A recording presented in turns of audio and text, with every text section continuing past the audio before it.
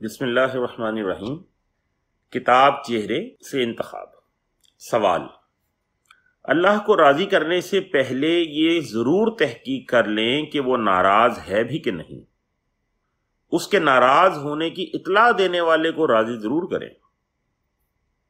حضرت واصف علی واصف رحمۃ اللہ تعالی علیہ کے اس قول کی وضاحت کرتے ہیں۔ جواب: حضرت واصف علی واصف رحمۃ اللہ تعالی علیہ کا یہ قول کتاب معرفت کا ایک بہت اہم باب ہے۔ یہ آسمانی رازوں میں سے ایک راز ہے۔ حقیقت یہ ہے کہ انسان کو خاطر میں نہ لا کر صرف اور صرف اللہ کی خوشنودی حاصل کرنے کی فکر انسان کی ایک بہت بڑی فکری غلطی رہی ہے۔ تاریخ گواہ ہے کہ اس خارجی فکر نے دنیائے اسلام میں کیا کیا تباہیاں برپا کی ہیں۔ اللہ کی طرف لو لگانے کی کوشش میں انسانوں سے غافل ہو جانا ایک بہت بڑی غفلت ہے۔ اللہ غافل دلوں میں ذوفشانی نہیں کرتا۔ اللہ دلوں میں رہتا ہے لیکن غافل دلوں میں نہیں۔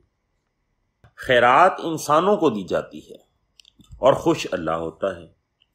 احسان اور حسن سلوک ماں باپ کے ساتھ کیا جاتا ہے، راضی اللہ ہو جاتا ہے۔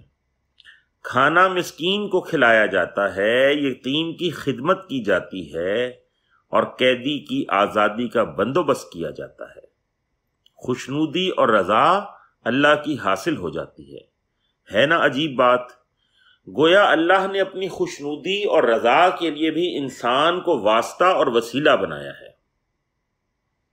اللہ تعالیٰ نے اپنی اطاعت کو اپنے رسول کریم صلی اللہ علیہ وآلہ وسلم کی اطاعت اور اولی الامر کی اطاعت کے ساتھ مشروط رکھا ہے۔ مراد یہ ہے کہ اللہ کی خوشنودی کی اطلاع ہمیشہ انسانوں کے ذریعے ہی پہنچتی ہے۔ اسی طرح اگر کسی انسان کا دل زخمی کر دیا جائے تو دل کا بنانے والا ہرگز راضی نہ ہوگا۔